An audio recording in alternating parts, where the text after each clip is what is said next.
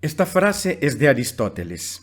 Así pues, dado que el imitar es conforme con nuestra naturaleza, al igual que la música y el ritmo, es obvio que los metros son parte de los ritmos, en un origen, aquellos que poseían las mejores aptitudes para estos asuntos avanzaron lenta y gradualmente y crearon la poesía a partir de sus improvisaciones.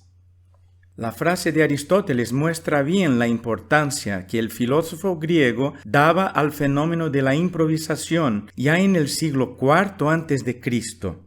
En su Poética, después de afirmar que Homero fue el poeta supremo de los asuntos serios, Aristóteles sostiene que él también fue el primero en esbozar los esquemas formales de la comedia.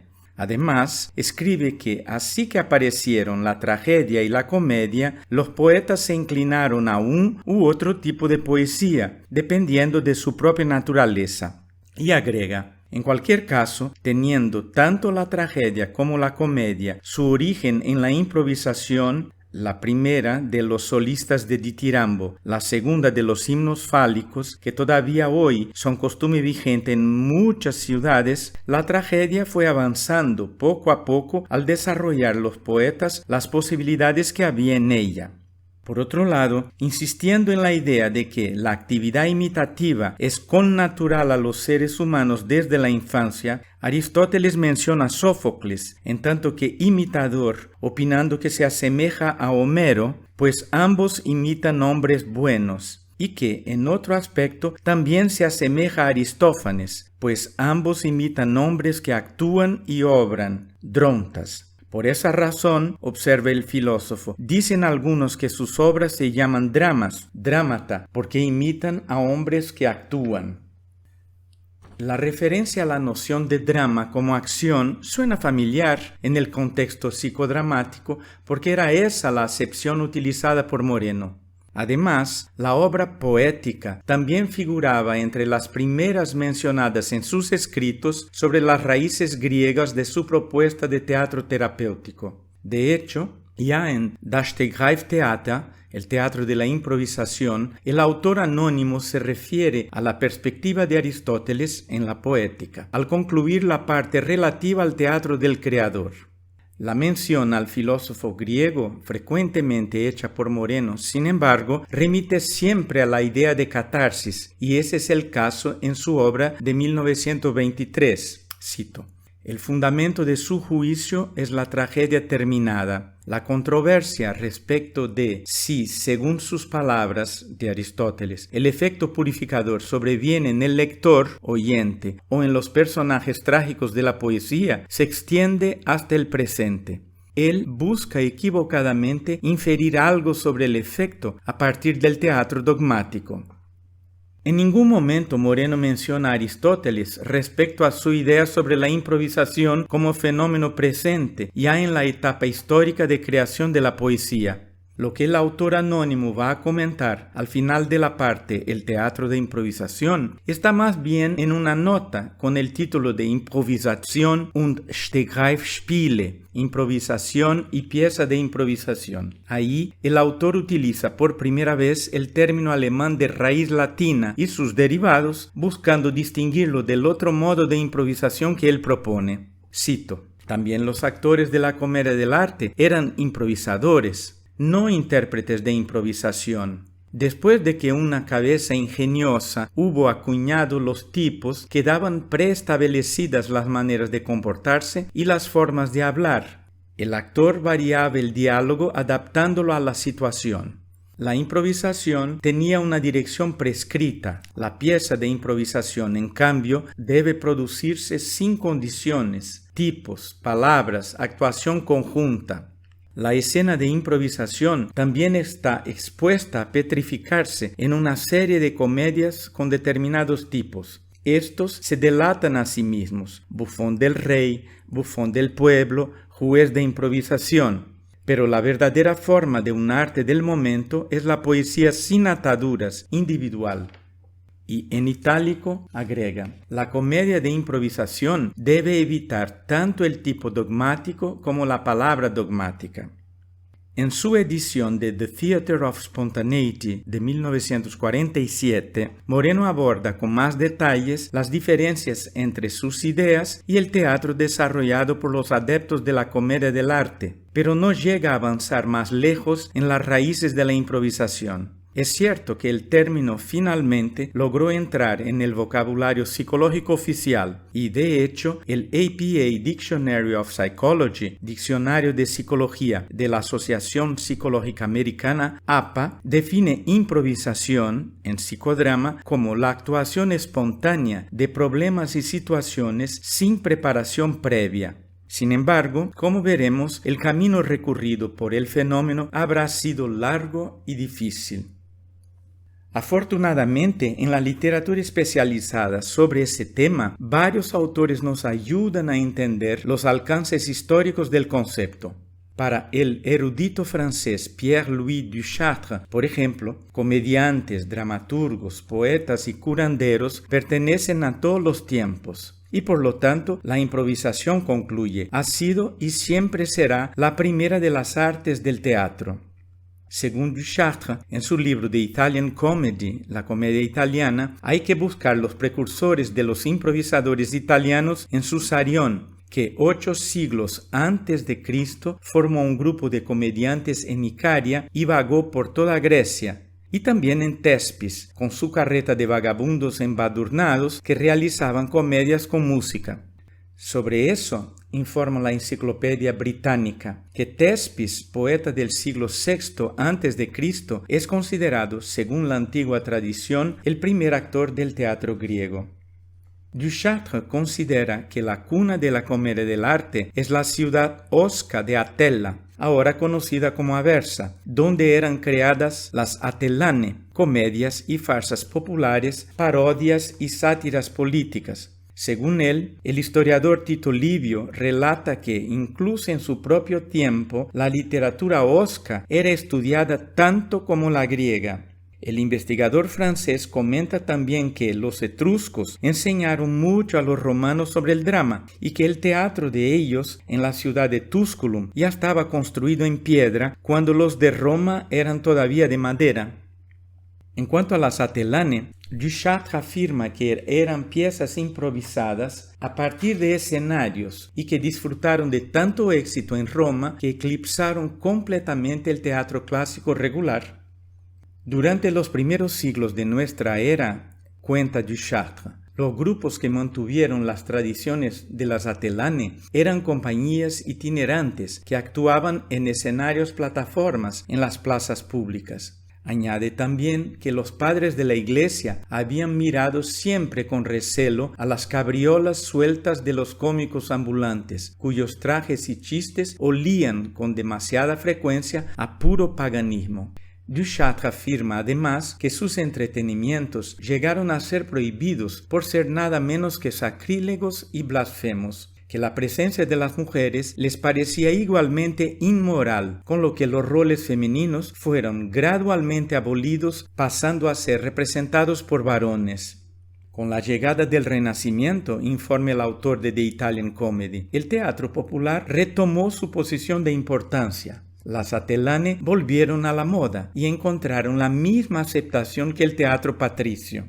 Duchâtre explica también que el drama escrito, normalmente representado por los académicos, era conocido como comedia sostenuta, mientras que la comedia improvisada, con sus máscaras tradicionales, era llamada comedia del arte. Según él, los dos tipos florecieron lado a lado en Italia desde el siglo XVI hasta fines del XVII. Otro autor que ilustra de muy cerca el fenómeno de la improvisación es Andrea Perrucci, que en 1699 publica A Treatise on Acting from Memory and by Improvisation, dell'arte rappresentativa, premeditata ed all'improvviso, un tratado sobre la actuación de memoria y por improvisación del arte representativo, premeditado y de improviso. Nacido en Palermo y educado en Nápoles, abogado, dramaturgo y actor, Perrucci había traducido obras del español Lope de Vega. en un periodo en el cual grupos españoles invadían Nápoles, pasando de allí a las cortes de embajadores por toda la península. Cuenta la profesora de Letras Modernas Nancy D'Antuono, que firma el prólogo de la edición bilingüe inglés-italiano.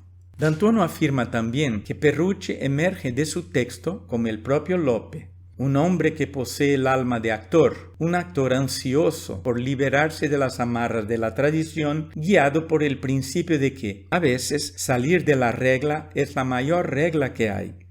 Perucci informa que desde la antigüedad venía la costumbre de cantar las comedias y que aunque el canto fue progresivamente abandonado, seguían siendo compuestas en versos. Luego, para que el desempeño fuese más realista, los versos también fueron abandonados y la primera pieza en prosa, Calandria, del cardenal Bernardo Tarlato, fue publicada en Siena en 1521 y en Roma en 1524, comenta Perucci.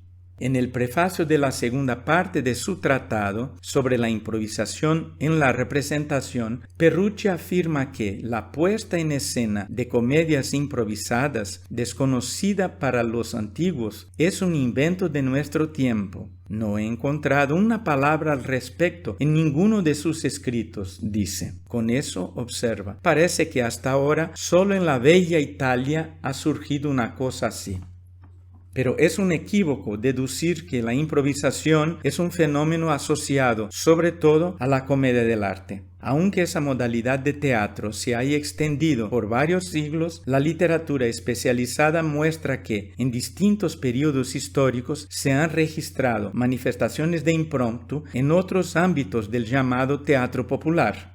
El problema, señala Duchâtre, es que todas las formas de arte popular, por regla general, han sido consideradas por literatos e historiadores como poco importantes. La profesora de italiano y literatura comparada de la Universidad de California, Louise George Clubb, expone otro aspecto de la improvisación relacionada al fenómeno musical en su artículo Italian Renaissance Theatre, Teatro del Renacimiento Italiano, incluido en la obra The Oxford Illustrated History of the Theatre, la historia ilustrada del teatro por la Universidad de Oxford. Así como el drama regular escrito comparte con la música clásica una inspiración a forma y estructura inmutables, afirma Clubb, la comedia improvisada es similar al jazz, o sea, explica ella, el escenario ofrece las modulaciones orientadoras para el conjunto. El estado de ánimo establece un tempo. Los vuelos solo son sostenidos y anclados por recursos individuales y por la habitual colaboración de dar y tomar.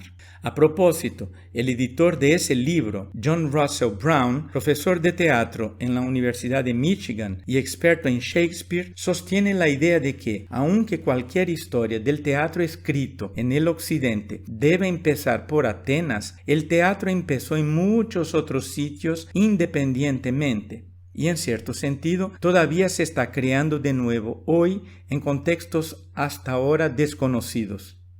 Se trata de una observación importante también para la investigación sobre los orígenes del teatro de la improvisación y sus influencias sobre el método psicodramático creado por Moreno. Un aspecto inusual sobre la improvisación es presentado en ese compendio de historia ilustrada del teatro, rompiendo con la tendencia de centrarse el fenómeno en el continente europeo. En su artículo sobre Beginnings of Theatre in Africa and the Americas, los inicios del teatro en África y en las Américas, el profesor de drama Leslie Du-S. Reed de la Universidad de Exeter informa sobre el teatro Egungun Apidan, representación de milagros, desarrollado en el imperio Oyo-Yoruba, probablemente a fines del siglo XVI. Confirmando lo que dice Du-S. Reed, Joel Adedeji, de la Universidad de Ibadan, Nigeria, revela en su artículo The Origin and Form of the Yoruba Mask Theatre, el origen y la forma del teatro de máscaras Yoruba, que se trata de un culto a los antepasados, cuya evocación tiene lugar en una ceremonia especial diseñada para dar la impresión de que el fallecido está haciendo una aparición temporal en la tierra.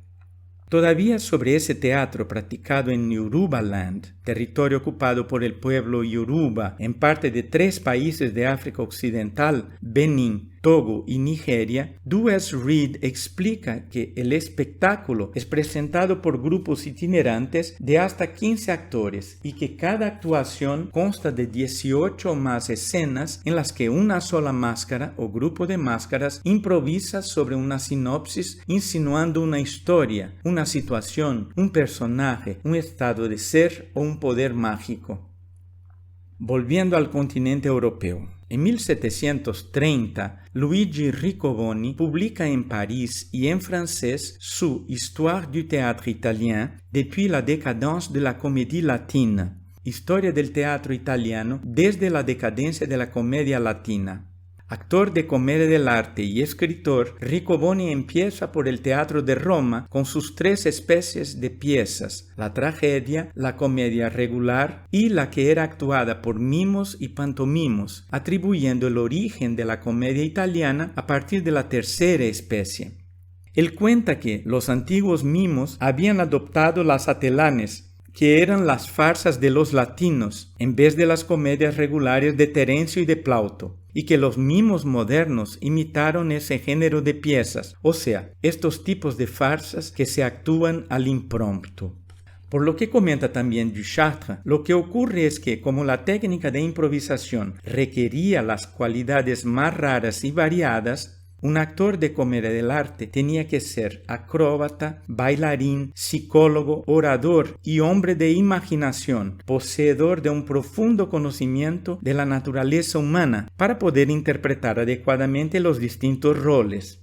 La mayor parte del tiempo, informa Duchâtre, era el director de la compañía o entonces uno o más de los actores quienes tomaban el rol de componer los escenarios. Ese método permitía a cada actor revivir escenas en las que él pudiera usar sus talentos particulares de la mejor manera. Sin embargo, comenta, las compañías nunca han podido instalarse por mucho tiempo en ningún sitio, porque o bien la iglesia o las autoridades civiles casi siempre se opusieron a ellas. Efectivamente, en su libro Improvisation as Art, Conceptual Challenges, Historical Perspectives, la improvisación como arte, desafíos conceptuales, perspectivas históricas, Edgar Landgraf, profesor de alemán en la Universidad Estatal Bowling Green de Ohio, informa que la proscripción de la improvisación de la mayoría de los grandes escenarios en el mundo de habla alemana se remonta a mediados del siglo XVIII. Landgraf afirma que, en Alemania, el crítico literario y dramaturgo Johann Christoph Gottsched fue el articulador de la posición del iluminismo en contra de la improvisación y de otras formas de arte inferior, entendiendo el fenómeno como una señal de pereza e ignorancia. O sea, dice Landgraf, a pesar de su larga y venerable historia en música, poesía y teatro, la improvisación pasa a ser víctima de la distinción entre arte superior e inferior. Siempre según Landgraf, mientras Gottsched rechaza la improvisación, 3 figuras notables en Alemania asumen posiciones distintas: el dramaturgo y crítico Gotthold Ephraim Lessing, el escritor Johann Wolfgang von Goethe y el arqueólogo y crítico de arte Carl Ludwig Fernot, que publica en 1801 el primer libro sobre la tradición italiana de la improvisación, Über die Improvisatoren, sobre los improvisadores. Lessing, por ejemplo, manifiesta claramente su tendencia favorable a la improvisación en su libro Dramaturgia de Hamburgo, al escribir una crítica al autor de una comedia representada el 14 de mayo de 1767. Cuando, en determinada escena, el personaje prefiere exclamar algo según la etiqueta en vez de expresarse con alegría y sinceridad, Lessing comenta: si yo fuese actor, en ese caso me habría atrevido con audacia a hacer lo que debió hacer el autor. Hemos de tener siempre mayor interés en mostrar humanidad que buena educación. Muy bien, la historia sigue en el próximo video, ¿vale?